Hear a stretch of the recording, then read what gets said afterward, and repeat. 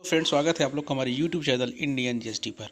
Standard operating procedure SOP for verification of tax payer granted deem registration. दोस्तों, department की तरफ से, government की तरफ से एक इंस्ट्रक्शन दिया गया है। जिस टैक्स पेयर का डीम्ड रजिस्ट्रेशन दिया गया है, आप सभी को पता है कि 21 अगस्त 2020 में आधार अथेंटिकेशन लाया गया था पोर्टल पे। अगर आपका आधार अथेंटिकेशन हो जाता है तो आपको रजिस्ट्रेशन दे दिया जाएगा विद इन 3 डेज़ में।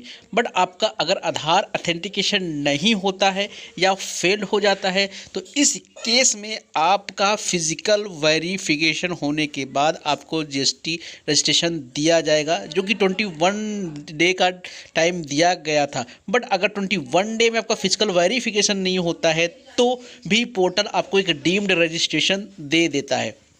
तो इस केस में गवर्नमेंट ने एक इंस्ट्रक्शन दिया है, जो कि एसओपी के थ्रू आपका एक फिजिकल वेरिफिकेशन किया जाएगा। जिस भी टैक्स पेयर का डीम्ड रजिस्ट्रेशन दिया गया है, जिन भी टैक्स पेयर को, वो डेट क्या है 21 अगस्त 2020 से लेके 16 नवंबर 2020 तक, मतलब 21 अगस्त 2020 से लेके 16 नवंबर 2020 के बीच में जितने भी टैक्स पेयर को डीम्ड रजिस्ट्रेशन दिया गया है डिपार्टमेंट की तरफ, उनका अब एक फिजिकल वेरिफिकेशन किया जाएगा। और अगर फिजिकल वेरिफिकेशन में जो भी डॉक्यूमेंट्स वो लोग मांगते हैं, अगर सब कुछ प्रॉपर है, चेक करते हैं तो it is okay. Otherwise ORC भी कैंसिल कर सकते हैं आपका। और उसके पहले भी अगर कुछ उनको इश्यूज लगता है तो आपको एक नोटिस भेज के आपका आरसी कैंसिल किया जा सकता है। ये नोटिफिकेशंस में ये सारी चीज़ें लिखी हुई हैं।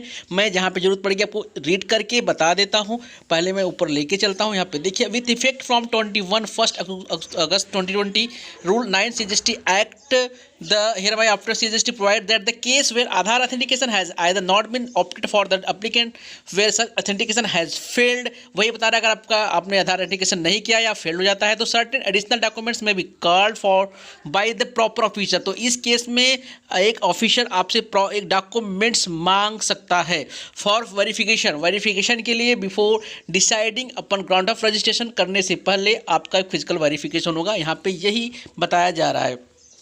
Further the present provisions allow for deemed registration upon completion of 21 days. जैसे मैं आपको बताया कि 21 डेज का टाइम होता है कंप्लीट करने के लिए इसको। तो यहाँ पे application is such case if the proper officer has not issued any notice with in से 21 days date suggested the during the period from 21 days 2020 से लेकर 16 नवंबर 2020, इनके बीच में अगर आपको एक प्रोविजनल डीम्ड रजिस्ट्रेशन मिला है तो इस केस में आपका फिजिकल वेरिफिकेशन किया जाएगा।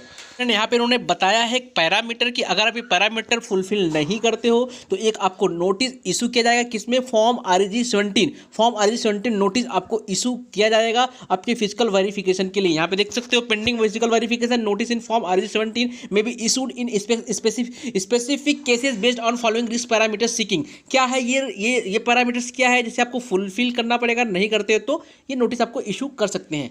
Where form GSTR 1 is filed and form GSTR 3 is not filed. अगर आपने GSTR 1 फाइल कर दिया है बट 3 भी फाइल नहीं किया है लास्ट 2 मंथ का, यहाँ पे दिया अगस्त और सितंबर 2020 टैक्स पीरियड का, तो इस केस में भी आपको RG 17 आपको इशू किया जा सकता है आपके फिजिकल वेरिफिकेशन के लिए। साथ में the differences in tax amount as reported in form GSTR 1 and form GSTR 3 भी इज मोर देन ₹1 लाख। अगर आपने GSTR 1 और 3 भी फाइल किया है बट उसमें अगर 1 लाख का डिफरेंस पाया जाता है, इस केस में भी आपको नोटिस इशू किया जा सकता है आपके फिजिकल वेरिफिकेशन के लिए।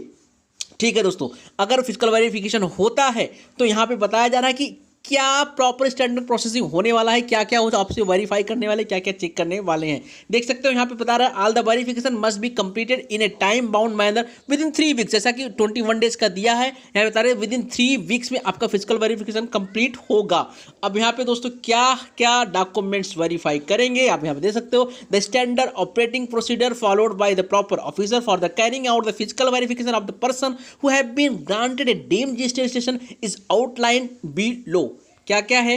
Physical verification, principal place of business and wherever possible additional place of business. अगर आपका फिजिकल जो वेरिफिकेशन होगा आपका प्लेस ऑफ बिजनेस देखा जाएगा, एज वेल एज अगर आपने रजिस्ट्रेशन में अपना एडिशनल प्लेस ऑफ बिजनेस बताया तो उसका भी वेरिफिकेशन किया जाएगा। सेकेंड है in a case the applicant intend to carry out manufacturing activity, अगर आप मैन्युफैक्चरिंग एक्टिविटी में हो तो इस केस में आपका जो कैपिटल गुड्स है, आपने कैपिटल गुड्स इंस्टॉल किया है कि नहीं किया है, हैव बीन इंस्टॉलेड, तो उसका भी वेरिफिकेशन किया जाएगा। Electricity connection bills paid in the relevant period, अगर आपने मैन्युफैक्चरिंग है आपका इलेक्ट्रिसिटी कनेक्शन आपने लिया ही होगा, तो इस केस में आपका बिल का पेमेंट आपने किया कि नहीं किया, रिलेवेंट पीरियड का ये भी चेक करने वाले हैं। साइज ऑफ द प्रोमाइजेस, आपकी जो प्रोमाइजेस है उसकी साइज भी वहां पे वो लोग चेक कर सकते हैं जहां पे कैरी आउट कर रहे हो एप्लीकेंट। साथ में ये भी देखा जाएगा कि अगर आप सेल्फ ओन्ड या रेंटेड है, आपका अपने खुद का है आपका या आपने रेंट पे रखा है, तो उसका डॉक्यूमेंट चेक करेंगे। साथ में जो ऑनरशिप उसका जो है उसका भी प्रॉपर एक वेरिफिकेशन किया जाएगा, डॉक्यूमेंट चेक किया जाएगा। यहाँ पे ये बताया जा रहा है number of employ already employed and record of their employment में कितने भी नंबर ऑफ एम्प्लॉय हैं उनका भी वेरिफिकेशन वो लोग करेंगे। Aadhaar and PAN of the applicant at is proprietor partners karta directors as the case may be and the authorise signatory, चाहे करता है चाहे प्रोप्राइटर चाहे पार्टनर या डायरेक्टर कोई भी, उसका आधार एंड पैन का भी वेरिफिकेशन किया जाएगा। Bank letter for the up to data KYC, bank का आपका केवाईसी हुआ है ये भी चेक किया जाएगा। In additional to be physical verification conducted the proper officer in the interest of revenue would carry out the preliminary financial verification of the registrants by seeking the following documents and carrying out its security। आगे और बताया जा रहा है कि आपका ITR of the company या LLP from the date of incorporation या for last 3 financial year whichever is less, मतलब अगर आपका लास्ट 3 ईयर्स का 3 फाइनेंशियल ईयर का ITR या इनकॉर्पोरेशन जब आपका कंपनी इनकॉर्पोरेट हुई विचएवर इज लेस, दोनों में जो कम है, ITR आपके ITR का भी वेरिफिकेशन करने वाले हैं, चाहे आप पार्टनर हो, प्रोप्राइटर हो, करता हो या कोई भी, उसका ITR का भी लास्ट फाइनेंशियल ईयर का ITR का भी वेरिफिकेशन किया जाएगा। साथ में ये बता रहे हैं the status of activity from the date of registration of the all banks accounts link to the registration the same may be taken through a letter undertaking from the applicant, phone number declare link to each of the bank accounts में also भी obtain. दोस्तों यहाँ पे ये बता रहे हैं कि अगर आपने जो रजिस्ट्रेशन के टाइम में बैंक अकाउंट वहाँ पे डाला है, उसके जो मोबाइल नंबर वगैरह जो लिंक किया है आपने आधार से या बैंक से, इसका भी एक प्रॉपर फिजिकल वेरिफिकेशन करने वाले हैं वो लोग। साथ में बता रहे हैं out of the amount mention at is C above, मतलब ओन फंड, आपने बिजनेस में खुद का फंड लाए हो या लोन का फंड लाए हो। अगर आप खुद का फंड लाए हो तो यहाँ पे all check the audited balance sheet for previous financial year, आपके प्रीवियस फाइनेंशियल ईयर का आपका ऑडिटेड बैलेंस शीट चेक किया जाएगा अगर आप ओन फंड लेके आए हो अपने बिजनेस में। साथ में in additional to the income tax returns, साथ में अगर बोल रहे हैं in case of loan funds check in the proposal submitted to the bank, अगर आपने लोन के थ्रू फंड अपने बिजनेस में लाए हो तो जो प्रपोजल दिया था आपने लोन के लिए, लोन के सारे डॉक्यूमेंट्स आपके प्रॉपर तरीके से चेक किए जाएंगे for approval of the loan and the maximum permissible bank finance as per such proposal where the amount is propose to be borrow from a bank, मतलब आपके लोन के सारे डॉक्यूमेंट चेक किए जाएंगे, आपका जो पेमेंट जा रहा है कि नहीं जा रहा टाइम पे ये भी आपका वेरीफाई करेंगे।